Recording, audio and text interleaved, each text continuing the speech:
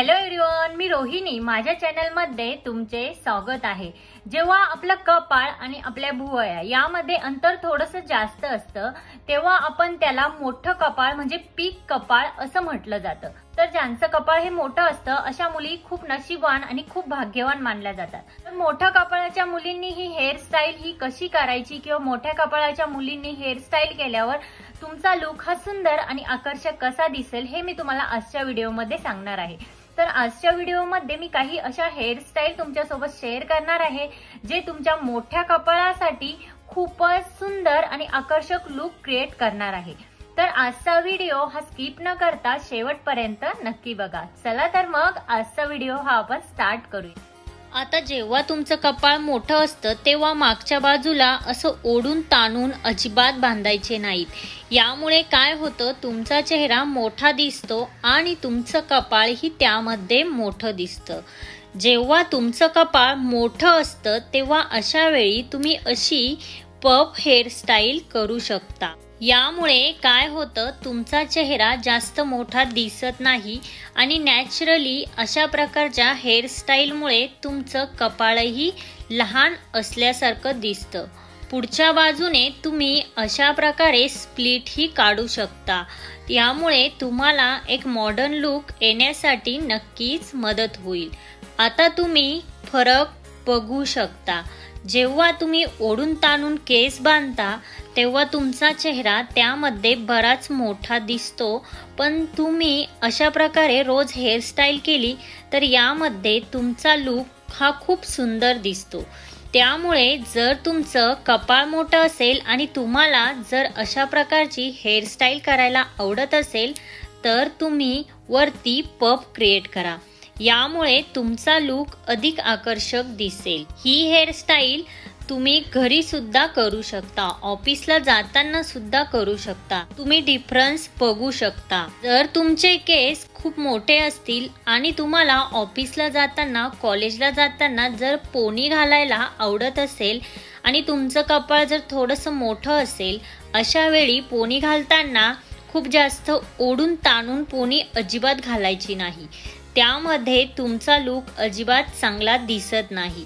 त्यामध्ये तुमचं कपाळही मोठं दिसतं. त्यामुळे जेव्हा कधी तुम्ही पोनी घालाल तेव्हा अशा वेळेस पुढच्या बाजूने थोडेसे केस पुल करायचे आहेत आणि पुढच्या साईडला छान अशा स्प्लिट काढायच्या.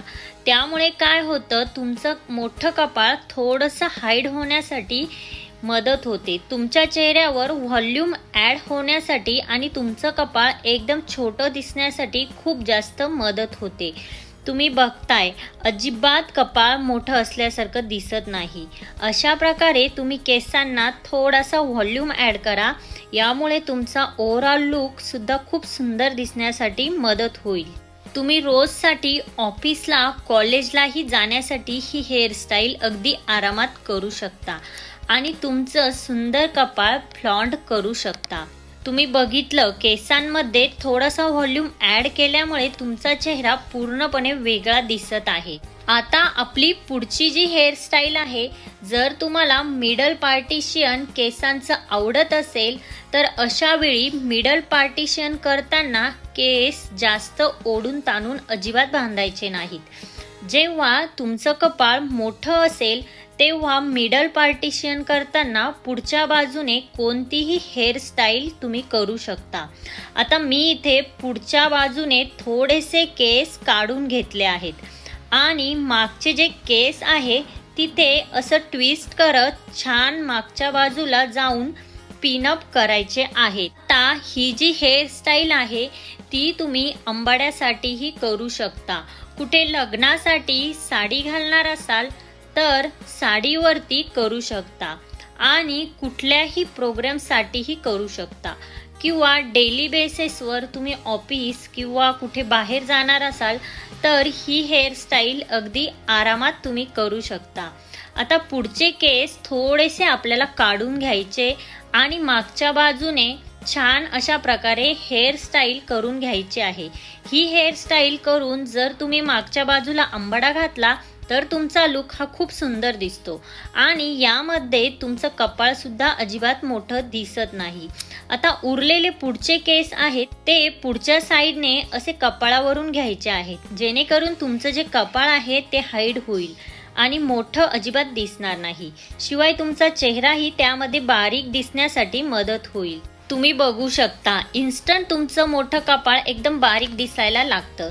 अशा प्रकारची हेअरस्टाईल तुम्ही नक्की ट्राय करू शकता। यामध्ये तुम्ही केस बांधूही शकता, ओपनही ठेवू शकता। आता पुढची जी हेअरस्टाईल आहे ती तितकी सोपी आणि तेवढी सुंदर दिसणारी हेअरस्टाईल आहे। आपण काय करतो, जेव्हा कपाळ मोठं असतं तेव्हा पुढच्या साईडने खूप जास्त फ्लॅट हेअरस्टाईल करतो, पण तुम्ही ही हेअरस्टाईल नक्की ट्राय करा। त्यासाठी काय करायचं, पुढच्या साईडने छान असे केस वरती घ्यायचे आणि ते रबरने अशा प्रकारे सिक्युअर करायचे। हे केस अशा प्रकारे एका बाजूला नेऊन छान पिनअप करायचे। ही हेअरस्टाईल जर तुमचं मोठं कपाळ असेल तर खूप सुंदर दिसते।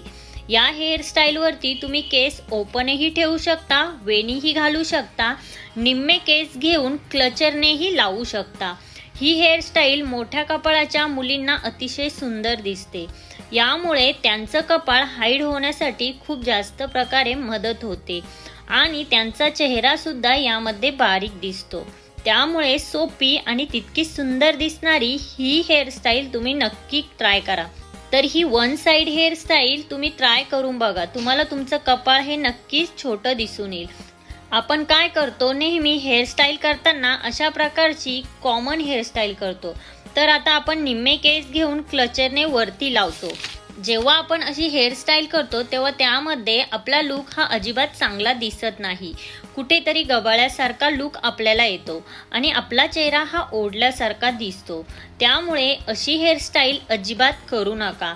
कधीही हेअरस्टाईल करताना तुमचं कपाळ मोठं असेल किंवा रेग्युलर बेसिसवरती अशा प्रकारे केसांना थोडासा वरच्या बाजूने व्हॉल्यूम ॲड करायचा आणि फ्रंटला छान असे स्प्लिट काढायचे। यामुळे तुमचं मोठं कपाळ हाईड होईल आणि तुम्हाला एक मॉडर्न लुक येण्यासाठी खूप जास्त मदत होईल। तर फ्रेंड्स, आजच्या व्हिडिओमध्ये इतकंच। आजचा व्हिडिओ हा तुम्हाला कसा वाटला? आजचा व्हिडिओ जर तुम्हाला हेल्पफुल वाटला असेल तर लाईक, शेअर, सबस्क्राईब नक्की करा। भेटूया अशाच एका नवीन व्हिडिओमध्ये, तोपर्यंत काळजी घ्या। Thank you everyone.